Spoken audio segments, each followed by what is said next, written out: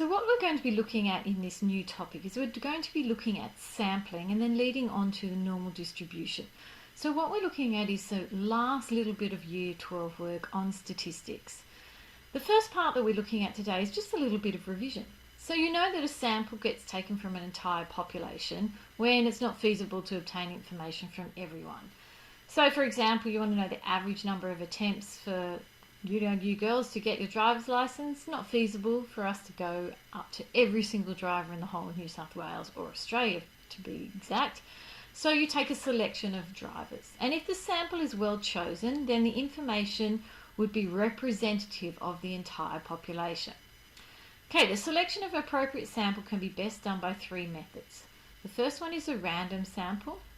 That's when the participants are chosen randomly. So we're going to look in a little bit later of how to use a random number on our calculator to work out what position we should be talking to, what person we should be talking to as a random sample. A stratified sample, this is where it's deliberately chosen in the same proportion as the entire population. So for example, if the workplace there was 60% male workers, then the sample from within that workplace should have 60% males in that sample and then 40% females.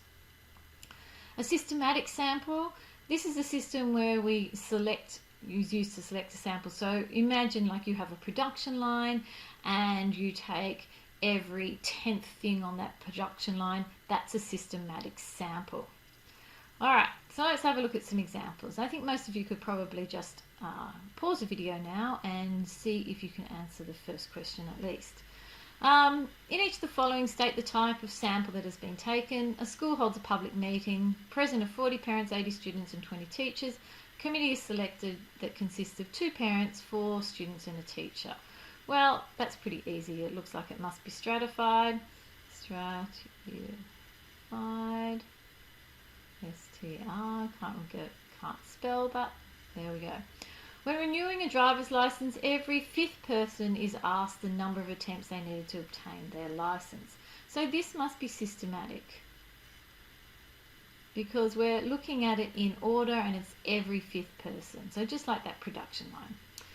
A computer randomly selects 200 telephone numbers and the people who have these numbers are asked to complete a survey. Well, obviously if a computer's doing something, here's your keyword randomly, so it must be a random sample. And that's how easy this work is. Alright, let's have a look at the next one. A factory has 500 workers. One person is to represent the factory at the union conference. If the person is to be chosen using a random number generator on a calculator, show how this would be done. So the first thing we need to do is we need to pull up a calculator and bring it into view so you can see how I'm going to use my calculator to find a random number. So, to find a random number on my calculator, I'm going to press the shift button and see down here it says RAN with hashtag random and press equals, and here is a random number that my calculator has given me.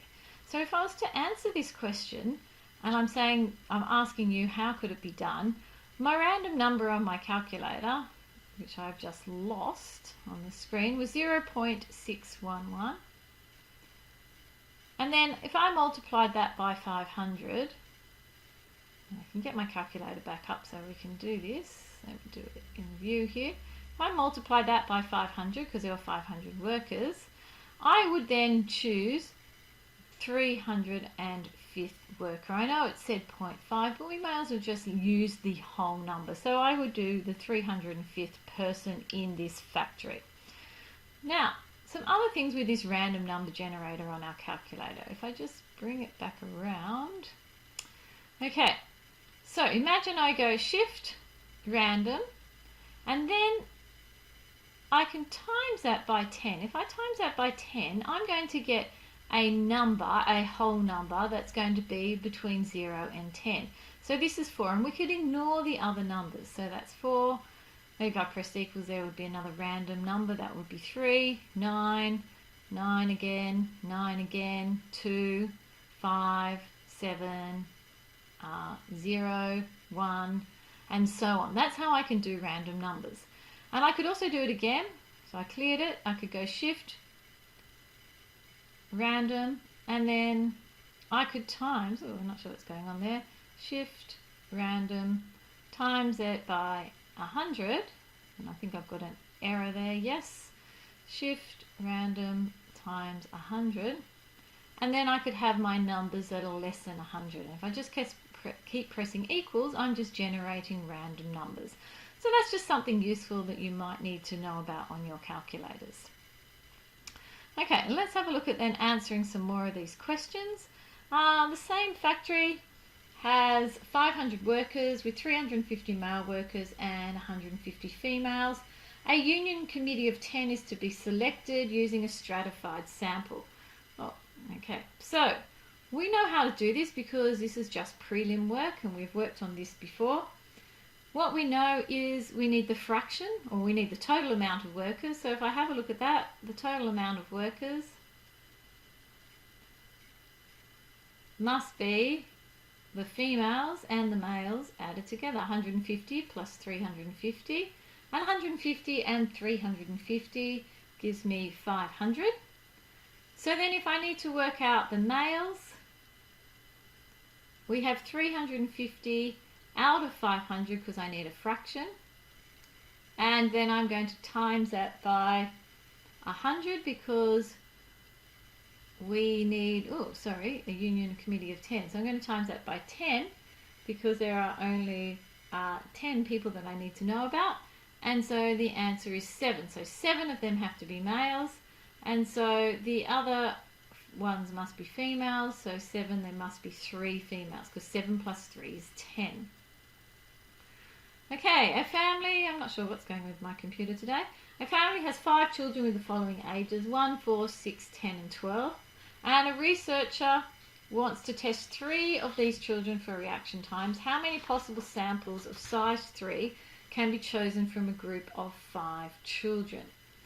So, let's think about that. That's some of that probability coming back, and I can hear some groans going on from here, but let's see, 1, 2, 3, 4, 5. There are 5 people to choose from. So the first person could be chosen 5 ways. The next one could be chosen 4 ways. The next one could be chosen 3 ways. And because it's a group of 5 children, well, obviously you can't have double ups. It's like playing tennis. So I'm going to divide that by 3, by 2, by 1. And we can work that one out, and we get a sample size of 10. So the next part I've said is list the samples. So we need to think about how that could go. So you could have 1, 4 and 6. They could be the first group. 1, 4 and 10 could be the next group. 1, 4 and 12. 1, 6 and 10. 1, 6 and 12. 1, 10 and 12. 4, 6 and 10. 4, 6 and 12, and 4, 10 and 12 to think about it. And that's all there is. Nothing new in this work. It's pretty much a review of all the stats we've done before and a bit of probability thrown in there. Any questions? You know where to find me.